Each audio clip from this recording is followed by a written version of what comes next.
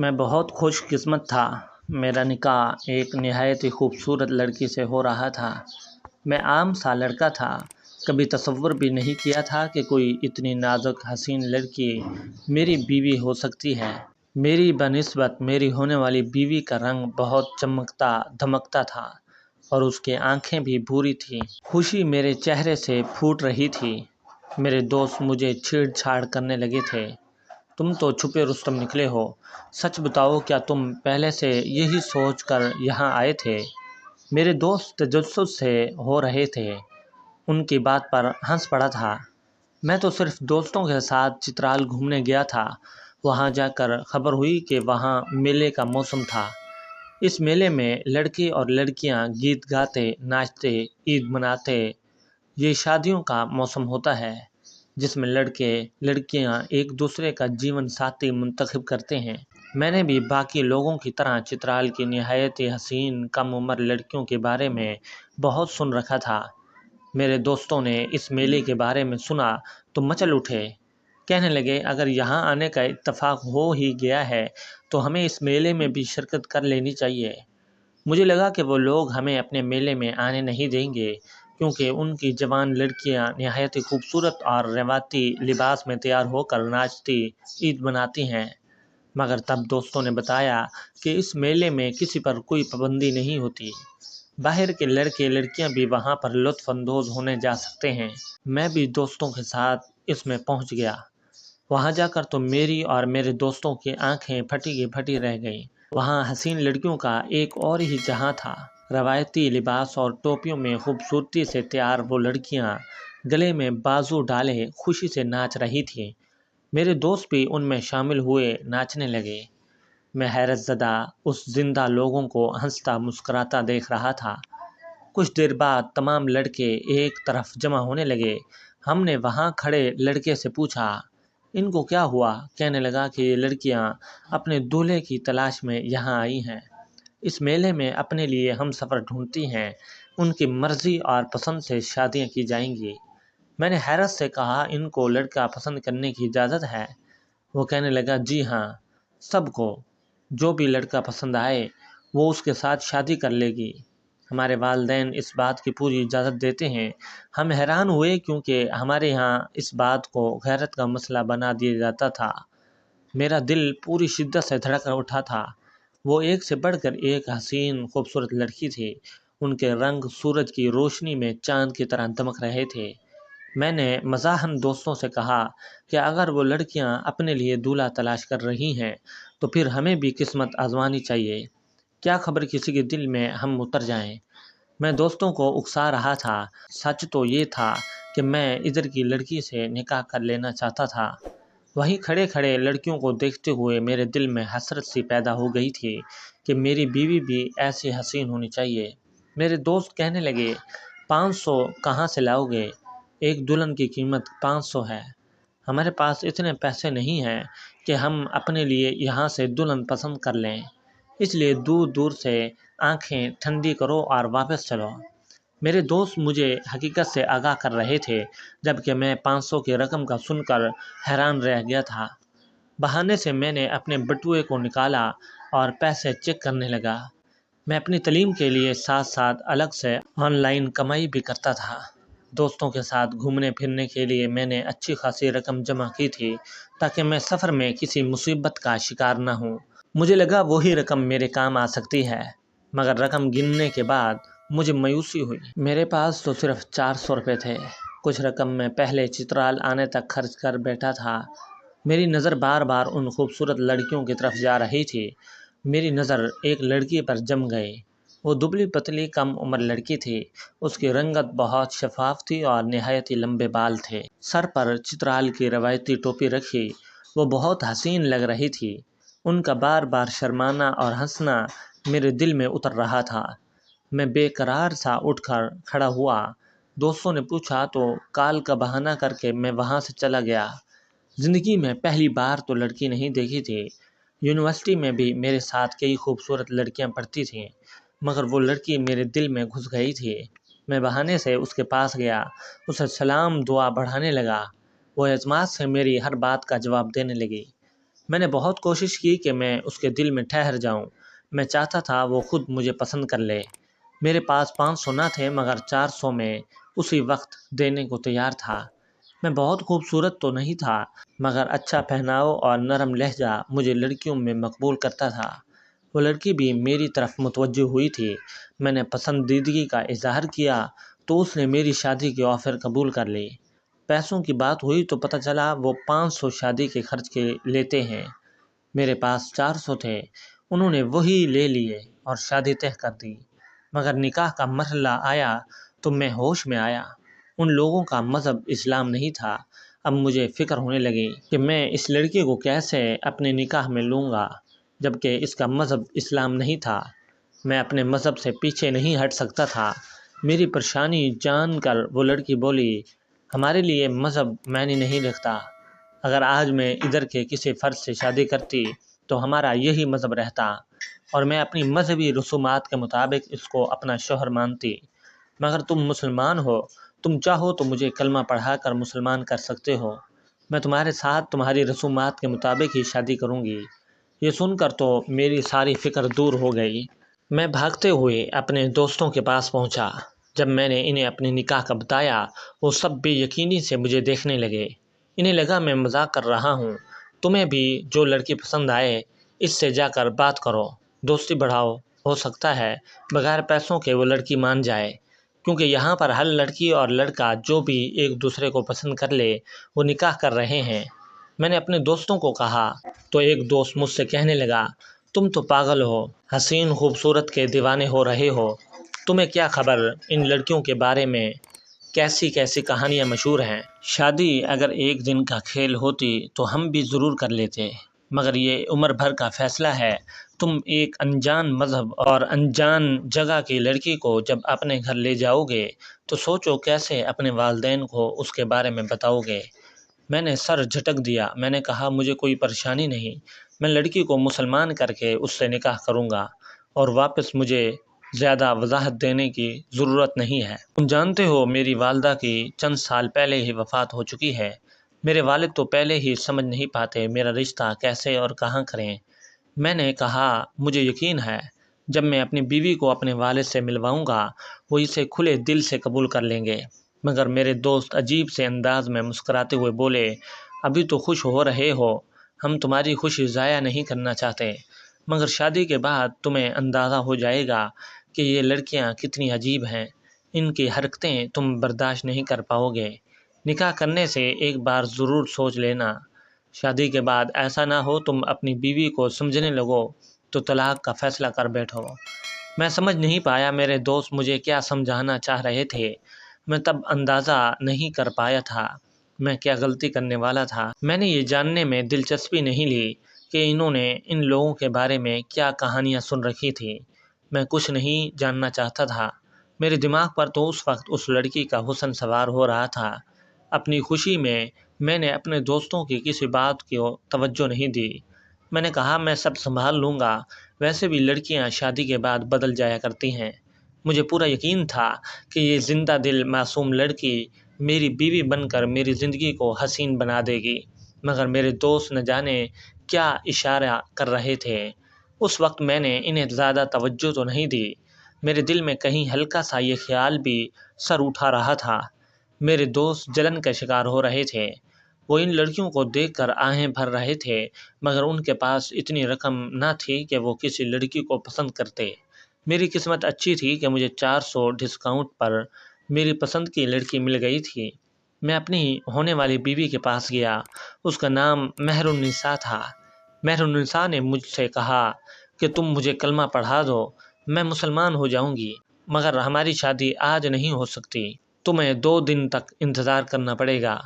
میں حیران ہوا، میں نے تو سنا تھا کہ لڑکیاں لڑکا پسند آتے ہی اس سے نکاح کر لیتی ہیں۔ کہنے لگی ایسا ہی ہے، میں تم سے نکاح کروں گی اور مجھے کوئی بھی منع نہیں کرے گا، مگر اس سے پہلے ہماری ایک روایت ہے، اس کے بعد میں تمہیں ملوں گی۔ میں نے کہا ایسی کیا روایت ہے؟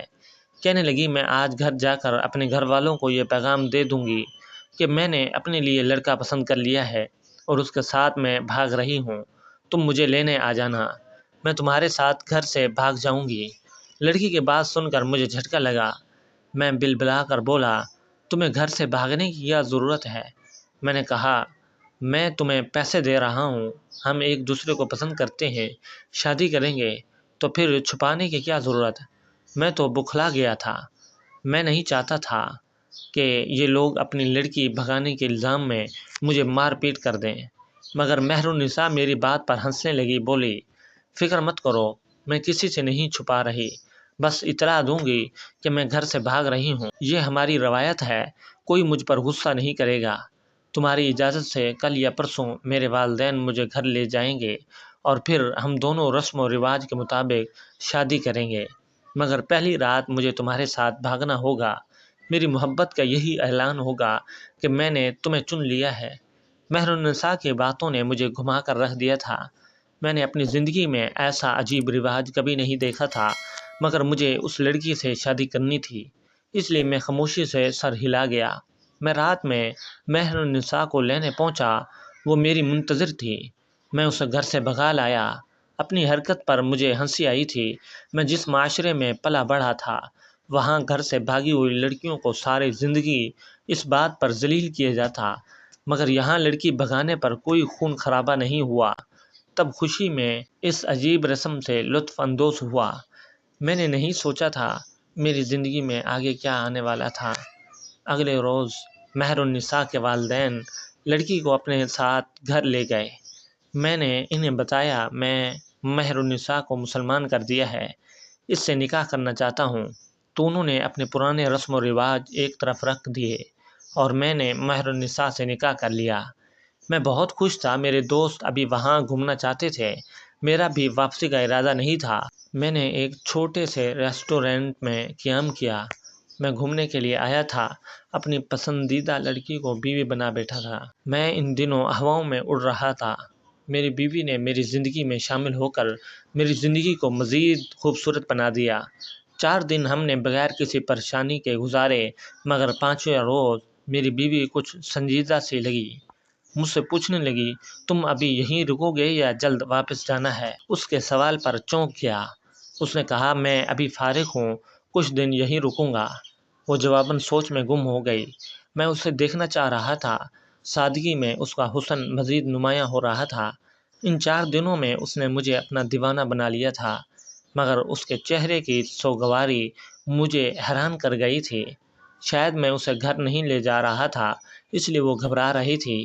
اسے تسلی دیتے ہوئے میں اس کے قریب ہونے لگا تو اچانک اس نے مجھے دور سے جھٹکا دیا اور اس رات ایسی حرکت کی کہ میں حیران رہ گیا۔ اگلے روز میں گھبرایا ہوا دوستوں کے پاس گیا، وہ سب حسین وادیوں کے نظارے میں کھوئے ہوئے تھے۔ مجھ سے پوچھنے لگے، تمہاری شادی کیسی گزر رہی ہے؟ میں پریشان تھا، دوستوں سے کہا کہ نکاح سے پہلے مجھے ان لڑکیوں کے بارے میں کیا بتانا چاہتے تھے۔ شادی کے 4 دن بعد اچانک ان سے سوال کر رہا تھا۔ ان کی حیرت بجا تھی، کہنے لگے، تمہیں کیا ضرورت پڑ گئی؟ لگتا ہے تمہاری بیوی نے اپنی اصلیت ظاہر کر دی ہے۔ ان کی بات پر مجھے گزری رات کا لمحہ یاد آیا جب میری بیوی نے مجھے جھڑک دیا تھا اور اپنا سامان باندھ کر گھر سے چلی گئی تھی۔ وہ جاتے ہوئے بولی، میں تم سے 1 ہفتے بعد ملاقات کروں گی۔ میں گھبرا گیا، اسے روکنے کی کوشش کی، پوچھتا رہا وہ کہاں گئی ہے، مگر وہ تیزی سے گاڑی میں بیٹھی وہاں سے جا چکی تھی۔ میں یہ بھی نہیں جان پایا کہ میری بیوی کہاں گئی تھی، وہ بہت جلدی میں لگ رہی تھی۔ میں یہ بات اپنے دوستوں کو نہیں بتا پایا، میں نہیں چاہتا تھا کہ میرے دوست اس بات پر مذاق اڑاتے، مگر مجھے احساس ہو گیا تھا کہ میں غلطی کر بیٹھا ہوں۔ میں نے ایک میلے میں ناچتی ہوئی لڑکی کو پسند کیا تھا، مگر میرے لیے اس کے ماضی کی کوئی اہمیت نہیں تھی، لیکن شادی کے بعد میری بیوی کا اچانک غائب ہو جانا میری سمجھ سے باہر تھا۔ 2-3 روز میں بیوی کا انتظار کرتا رہا، اس کی کوئی خبر نہیں ہوئی۔ اس کے گھر جا کر پوچھا تو اس کی ماں لاپرواہی سے بولی، مہر النساء ویشالی گئی ہوگی۔ میں نہیں جانتا تھا وہ جگہ کہاں ہے، کس جگہ کا ذکر کر رہی ہے، مگر مجھے تو ان کا رویہ برا لگا تھا۔ میں بددل ہو گیا، سوچا جس شادی کی بنیاد ہی اتنی بری تھی وہ کامیاب کیسے ہوتی۔ میں نے اپنی شادی کی باپ کو خبر تک نہیں ہونے دی تھی کئی مردوں کے درمیان آج گاتی لڑکی انجان لڑکی کی محبت میں ایمان لے آئی۔ عزت سے نکاح کرنے کے بجائے ہم گھر سے بھاگے تھے۔ 4 دن وہ لڑکی ٹھیک رہی تھی مگر پھر اچانک بدل گئی۔ میرا دل ٹوٹ گیا۔ دوستوں سے واپس چلنے کا کہا۔ میری خاموشی میرے دوستوں پر سب واضح کر گئی۔ میں ہنستا مسکراتا پرجوش سا اس وادی میں پہنچا تھا مگر واپسی پر دل خالی ہو گیا تھا۔ میں مہر النساء سے محبت کر بیٹھا تھا۔ واپس پہنچا تو اپنی زندگی میں خود کو اتنا مصروف کر لیا کہ سر کھجانے کی فرصت نہیں رہی۔ میرے والد پریشان ہوئے۔ میں گمسم رہنے لگا۔ زیادہ بات چیت نہیں کرتا تھا۔ مہر النساء کی بے وفائی نے مجھے کسی قابل نہیں چھوڑا تھا۔ مجھے بار بار یہی خیال آتا وہ لڑکی مجھے بے وقوف بنا کر اب مجھ پر ہنستی ہوگی۔ میں اپنے خاندان کا سب سے ذہین لڑکا تھا جو ایک چھوٹی سی لڑکی کے ہاتھوں پاگل بن گیا۔ مجھے تو لگا تھا عارضی پسندیدگی مگر مہر النساء کی محبت میرے اندر جڑ پھیلا چکی تھی۔ اس کی بے وفائی کے باوجود میں اسے بھول نہیں پا رہا تھا۔ میرے والد میری تبدیلی پر بہت ناخوش تھے۔ میری اداسی کی وجہ پوچھتے تھے مگر میں انہیں کچھ بتا نہیں پاتا تھا۔ میرا جلد آخری سیمسٹر شروع ہو گیا تھا تو میں نے خود کو پڑھائی میں مصروف کر لیا۔ گھر میں صرف میں اور میرے والد رہتے تھے۔ کام کرنے کے لیے ایک ملازمہ رکھی ہوئی تھی۔ ایک روز ملازمہ نے میرا سفری بیگ کھولا تو اسے کچھ سامان ملا۔ مجھ سے کہنے لگی صاحب آپ کے سامان میں کوئی خط پڑا ہوا ہے۔ میں مصروف تھا۔ لاپرواہی سے کہا میرا ضروری سامان الماری میں رکھ دینا، میں بعد میں سب چیک کر لوں گا۔ میں تو پریشانی کا شکار تھا اس لیے اس کی بات کو زیادہ توجہ نہیں دی۔ ملازمہ تب سے سارا سامان الماری میں رکھ کر چلی گئی۔ آخری سیمسٹر تھا۔ میرے دماغ سے اس خط کا خیال بالکل نکل گیا۔ ڈگری لیتے ہی میں نے ایک اچھی جگہ پر نوکری کرنے کے لیے انٹرویو دیا۔ میری قسمت اچھی تھی کہ میرا انٹرویو پاس ہو گیا اور میں جاب کرنے لگا۔ میں تمام عرصے میں نہایت اور مصروفیت کے باوجود میرے دماغ سے کبھی مہر النساء کا خیال نہیں گیا تھا۔ مجھے چترال سے واپس آئے شاید سال بھر ہو چکا تھا مگر آج بھی مہر النساء کی یاد آتی تھی۔ دل درد سے بھر جاتا تھا۔ میں اسے جب یاد کرتا اپنے خالی پن کا الزام اسے دیتا اور اسے بد دعا دیتا کہ وہ کبھی خوش نہ رہے۔ میری دوست اس سفر کو بھلا چکے تھے۔ سب اپنی اپنی زندگیوں میں مگن ہو چکے تھے مگر میں اپنی زندگی کے وہ 4 دن کبھی بھلا نہیں پایا تھا۔ مجھے لگتا تھا مہر النساء اپنی زندگی میں خوش ہوگی، میری طرح چترال میں میلہ دیکھنے کے لیے آئے نوجوانوں کو اپنے حسن سے قابو کر کے پیسے لوٹ رہی ہوگی۔ میں نے اسے جب بھی سوچا اس کا یہی خاکہ میرے دماغ میں ابھرا تھا کیونکہ مجھے یقین تھا اس شادی میں صرف میں مخلص تھا۔ میں زندگی کے سفر میں آگے بڑھتا جا رہا تھا۔ ہر قدم پر کامیابی حاصل ہو رہی تھی مگر محبت میں شدید ناکامی کا سامنا تھا۔ ایک روز والد نے مجھ سے اپنے عزیز دوست کی بیٹی کا ذکر کیا۔ کہنے لگے میں تمہارا رشتہ دوست کی بیٹی سے کرنا چاہتا ہوں۔ وہ پڑھی لکھی ہے اور بہت سادہ سی لڑکی ہے لیکن میں نے تمہیں ہمیشہ پسند سے شادی کرنے کا اختیار دیا، اس لیے میں ایک بار تم سے پوچھنا چاہتا ہوں اگر تمہاری زندگی میں کوئی لڑکی ہے تو مجھے بتاؤ، میں اس سے تمہاری شادی کروا دوں گا۔ مجھے فرق نہیں پڑتا وہ لڑکی غریب گھرانے کی ہے یا امیر، مجھے صرف تمہاری خوشی عزیز ہے۔ میرے والد کے سوال پر مجھے چترال کی بے وفا حسینہ بہت شدت سے یاد آئی۔ میں نے کہا میرے دل میں کوئی لڑکی نہیں، آپ جہاں چاہیں میرا رشتہ کر سکتے ہیں۔ میں نے سوچ لیا تھا مہر النساء کے لیے خود کو مزید اکیلا نہیں کروں گا۔ میری حامی بھرتے ہی میرے والد نے میرا رشتہ طے کر دیا اور شادی کی تاریخ بھی دے دی۔ میری شادی کے دن قریب آ رہے تھے۔ میرا دل مزید اداس ہوتا جا رہا تھا۔ شادی سے ہفتہ بھر پہلے میرے والد نے مجھے ہدایت دی کہ اپنے کمرے کا پرانا فرنیچر ہٹا کر اچھے سے پینٹ وغیرہ کروا لو، یہاں نیا فرنیچر آئے گا۔ اپنا سامان سمیٹتے ہوئے میں نے الماری سے چیزیں سمیٹیں تو میرے سامنے خط آیا۔ وہ خط دیکھ کر میں چونک گیا۔ گلابی سے پیپر میں بند کیا گیا وہ خط میرے لیے بالکل نیا تھا۔ میں سر جھٹک گیا۔ وہ خط پھینکنے لگا جب وہ مجھے اچانک یاد آیا مجھے ملازمہ نے سفری بیگ سے نکلے کسی خط کا ذکر کیا تھا۔ میرا دل بری طرح دھڑک رہا تھا۔ ایک لمحے میں مجھے سمجھ آیا تھا کہ وہ خط مجھے مہر النساء نے دیا ہوگا۔ میں نے کانپتے ہوئے ہاتھوں سے خط کھولا۔ اس میں آداب کے ساتھ مہر النساء کا ایک پیغام لکھا ہوا تھا۔ میں چند روز کے لیے ویشالی جا رہی ہوں۔ تم بھی چترال میں موجود ہو، اس لیے فکر مت کرنا۔ ہماری یہ نہایت ہی پرانی روایت ہے۔ ناپاکی کی حالت میں ہم لڑکیاں گھروں میں نہیں رہتیں۔ ہم ویشالی نام کی ایک بڑی سی عمارت میں رہتی ہیں۔ تم چاہو تو مجھے ویشالی میں ملنے آ سکتے ہو، مگر تم مجھے چھو نہیں سکتے۔ میں تمہارے آنے کا انتظار کروں گی۔ مہر النساء کا وہ پیغام پڑھ کر میرے دماغ میں دھماکہ ہوا تھا۔ اس کی ماں نے بھی اس جگہ کا ذکر کیا تھا۔ جب میں نے ویشالی نامی جگہ کی معلومات گوگل پر سرچ کی تو میرے سامنے واضح ہوتی وہ سیاہ دیواروں کی ایک بڑی سی عمارت تھی۔ ادھر کی لڑکیاں اپنی پرانی روایت کے مطابق وہ مخصوص ایام ویشالی کے اندر رہ کر گزارتی تھیں۔ حتیٰ کہ لڑکی ماں بنتی تو بچہ پیدا ہونے کے بعد 40 روز وہ اسی ویشالی میں گزارتی۔ ویشالی کو مقدس جگہ مانا جاتا تھا۔ مردوں کو ویشالی کی دیواروں کو چھونے کی بھی اجازت نہ تھی۔ اپنی عورتوں کو سامان پہنچانے یا ملنے کے لیے مرد کو جانے کی اجازت تھی، مگر بنا چھوئے سامان دیا جاتا تھا۔ ویشالی میں رہائش کے دوران عورتوں کو اس کا شوہر بھی چھو نہیں سکتا تھا۔ خط پڑھ کر میں اپنی جگہ حیران ہو کر بیٹھ گیا۔ مہر النساء چند روز کے لیے ویشالی گئی۔ وہ مجھے سب بتا کر گئی تھی، پھر بھی میں اسے بے وفا اور نہ جانے کیا کیا کہتا رہا۔ پریشانی کی بات تو یہ تھی کہ میں اس لڑکی سے نکاح کر کے وہاں اکیلا چھوڑ آیا تھا۔ میں کبھی پلٹ کر اس سے نہیں ملا۔ اس خط کا مجھے 1.5 سالوں میں کبھی خیال نہیں آیا تھا۔ میں نے اتنا وقت ضائع کر دیا۔ میں اس کی یاد میں پاگل ہوتا جا رہا تھا۔ کبھی جان نہیں پایا کہ وہ ویشالی میں تنہا رہتے ہوئے میرا انتظار کرتی رہی ہوگی۔ میری آنکھوں میں بے اختیار آنسو آ گئے تھے۔ میرا دل چاہا اسی وقت اٹھ کر ویشالی پہنچ جاؤں اور مہر النساء سے اپنے کیے کی معافی مانگوں، اسے اپنے ساتھ لے آؤں۔ میں بے قراری سے اٹھ کھڑا ہوا اور اسی وقت اپنے والد کے پاس گیا، جو میری شادی کے انتظامات میں مصروف تھے۔ میں کچھ روز کے لیے چترال جانا چاہتا ہوں۔ میرے اچانک جملے پر میرے والد نے ٹھٹک کر مجھے دیکھا۔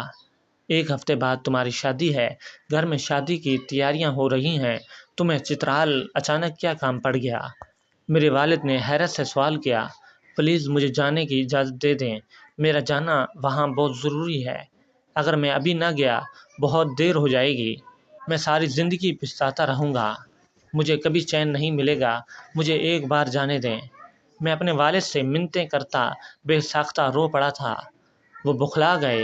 اپنی باشعور زندگی میں پہلی بار میں اس طرح اپنے باپ کے سامنے کسی بات پر رو رہا تھا۔ گھبراؤ مت بیٹا، میں پیچھے سب سنبھال لوں گا۔ اگر تمہارا جانا بہت ضروری ہے تو تم چلے جاؤ۔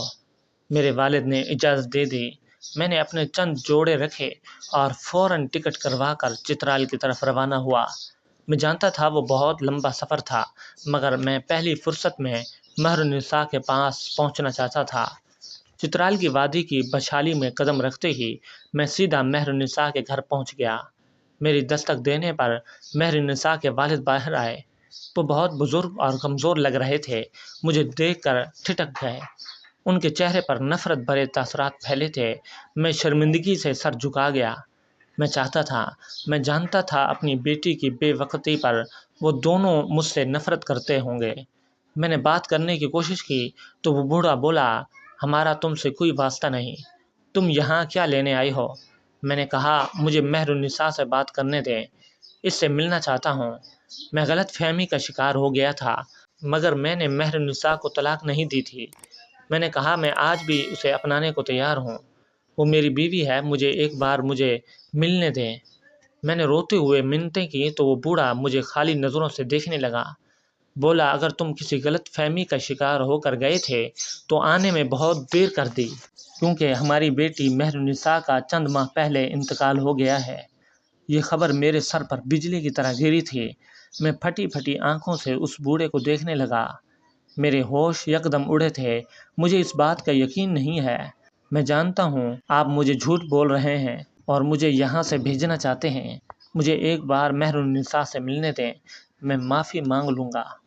میں تڑپنے لگا، میری حالت غیر ہونے لگی۔ وہ بوڑھا ترس کھا کر مجھے اندر لے گیا۔ تب ان لوگوں نے مجھے پوری تفصیل بتائی۔ مہر النساء ویشالی سے لوٹی تو کتنے روز میرا انتظار کرتی رہی۔